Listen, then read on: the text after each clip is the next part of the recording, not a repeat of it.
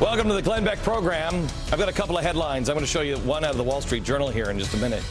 But I want to show you this one first. It's a protest over Albert Pujols.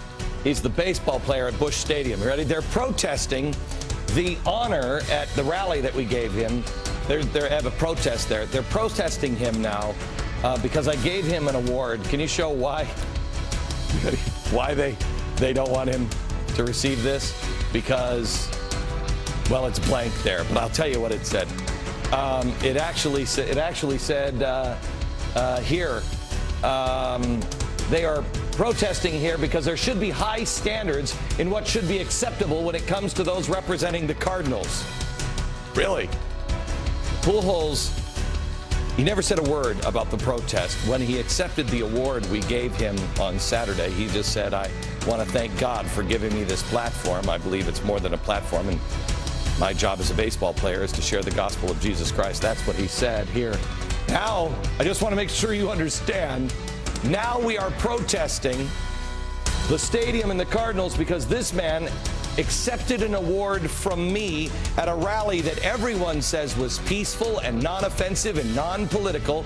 They're now protesting his award that he received for being true to his wife, true to the game, and true to his faith. Wow, you really want it, that's where the left wants to stand, huh? Interesting. Hello, America. Something happened on Saturday, and I told you that it would. I told you expect miracles, and what is happening is miraculous. It wasn't the speeches. It was you. It was the people there. I said on my radio program earlier today, I don't think you know it yet, but you have won. The truth is like a fire. I told you got to stand in the blaze of truth, and everything else will burn around you. When you are living your life in lies, eventually they all come undone. Trust me, as a guy who lived half my life in lies, I know. And it ain't pretty when it comes undone. I've said for a long time, there's no need to hate. There's no need to get angry. And sometimes you do. Sometimes I do. But the people who are trying to destroy our country through lies and force are not enemies of yours or mine. They are enemies of the freedom of man and the ultimate truth that man is meant to be free and govern himself, that all those rights come from God, not from government. But that truth is being buried and distorted again today. But don't worry, you've already won. On Saturday, a fire was started. And they now are so busy on the left trying to put themselves out, but there's not enough dirt to cover this fire. There's not enough water to put this fire out. They actually want you to believe that this nation was not built on faith by men of good character. They want you to believe that a nation can survive without faith, character, and integrity. They want you to believe that the power of one, the power of the individual, the power of you saying, wait a minute, I'm going to give it a shot, is just not enough. They want you to believe, somehow or another, they want to convince you that you are a racist, that your neighbors are racist, that the majority of Americans are bad or evil or somehow or another angry and disgruntled. I've told you the opposite. You're the key. You are the answer. My theme song on my radio show says that. You are the key. You just have to remember that. You need to educate yourself, which you are. Have you seen the number of books sold this year on the founding principles? You just have to use common sense. It's pretty easy to do. Everybody has it. That's why it's called common. And you have to realize that what the founders said is right. And that is, Thomas Jefferson said, trust the people. They'll make mistakes from time to time, but they'll correct it. Trust the people. This Saturday, America was presented with a choice, and that choice is becoming clearer and clearer and clearer. I think you've delivered a knockout punch. I do. It may take a while, but this is it. You could have been everything they said you were. And quite honestly, I think in some cases you would have had reason to be, because you're a little hacked off. You should be, the things that have been said about you. But you weren't, because that's not who you are. Instead of embracing the hatred that they expected you to embrace, you just instead were the person you were on 9/12, because you know we're really all in this together. Because of that, the Wall Street Journal wrote an amazing article today about you. It is in their opinion section.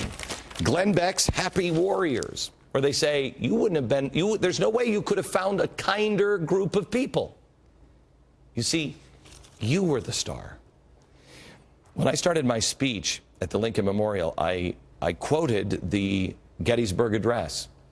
And the line that came to me over and over and over again during my speech in my head while I was delivering it was, "Little will note nor long remember what we said here." I pointed that out in my speech, and I said, it's what we do here. You did plenty. Let me tell you something that I've been working on, and I think I've told you this before, but it was, to me, there's a couple of themes that we've been working on since January: faith, hope, and charity. We've been going down this road. I told you that we were going to change at the beginning of the year, and we did.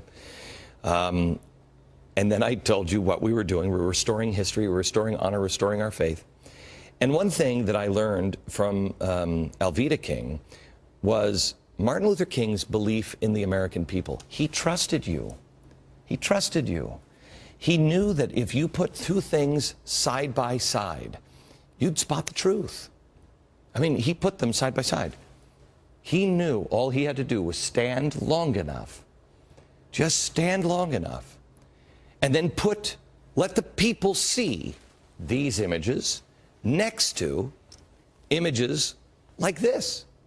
And eventually, America would say, no, we're not like that. We're more like this. That's what happened. And that is what's happening now because of the way you were on August 28th. I shouldn't say that. You've always been that way. We just made sure everybody saw it. I made sure we had 8 cameras all around that mall, capturing every bit of it. Now, here's what they said would happen, and then the tape of what did happen, because I want you to make a choice. Just like Martin Luther King said, just look at the 2 pictures side by side, and you make a choice. Not which one is right, but which one is more like you. Let's start now with the comments that you may have been hearing about the Restoring Honor event. Here is Ben Jealous. He's the president of the NAACP, who has said this.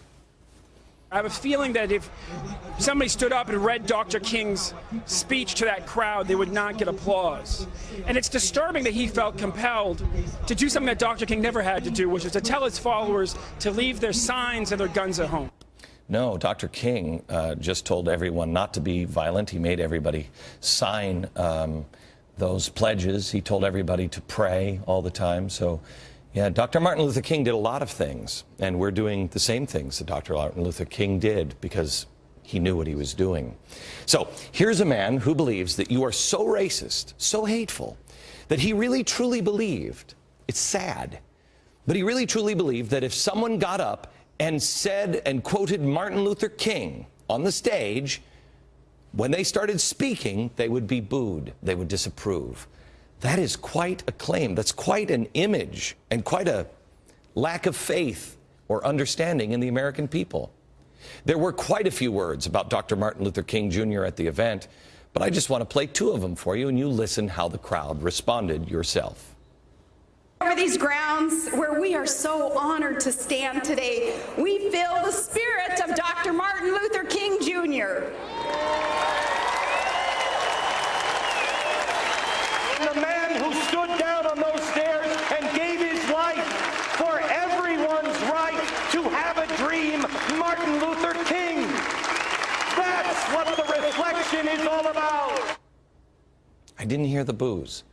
So, you tell me, are we so cynical that we think that America can't handle the words of Martin Luther King without booing? Or do we know who we are? And we have no fear of saying that in front of 500,000 people with cameras rolling and the world watching, because we know that Americans don't do that. Now, NPR said the fear was that the crowd would be a pit of hatred. Okay, I want to show you something here. Pit of hatred. Do you really believe that that's who we are? Let me show you the closing prayer. This is the only time the president was mentioned the entire day. He mentioned the president and the Congress in the closing prayer. Now, you would think, if it was a pit of hatred, that mentioning those names, mentioning Congress and the president, well, with a racist audience, you'd get catcalls. Listen to the catcalls and the boos and, of course, the hatred. God bless this nation. We thank you for our president. We thank you for our Congress. We thank you for our land.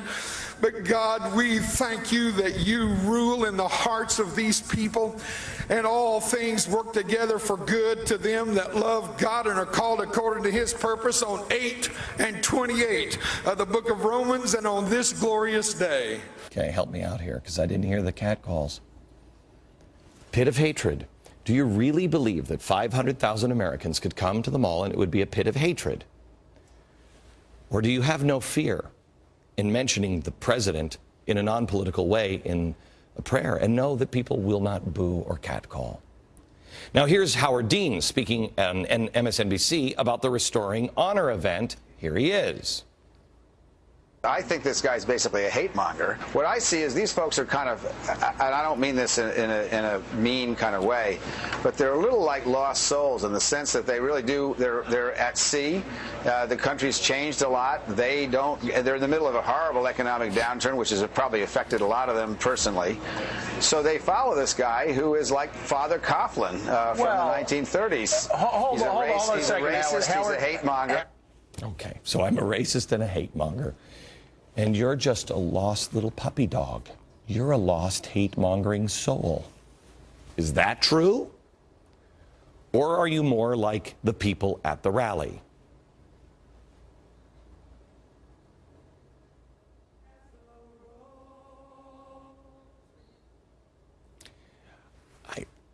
I don't think they look like little lost souls, do you?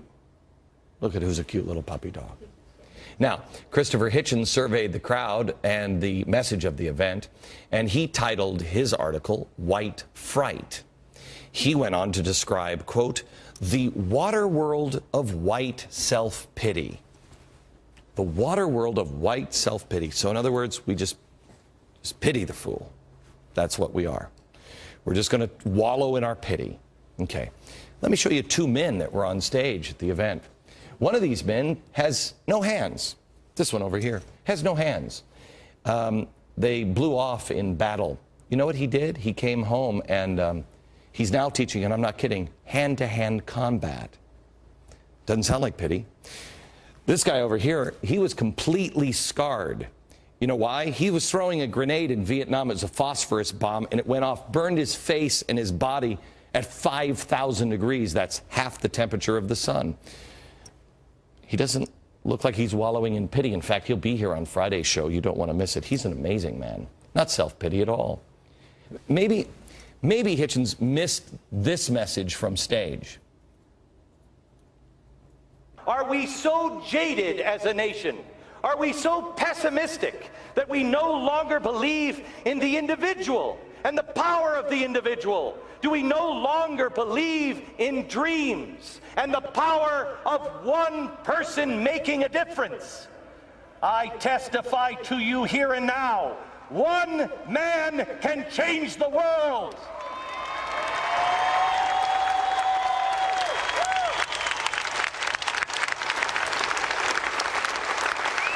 And I share with you an equal testimony. That man or woman is you. You Stop. make... Okay, so self-pity. Maybe he missed this part from the stage. This country has spent far too long worried about scars and thinking about the scars and concentrating on the scars. Today we are going to concentrate on the good things in America.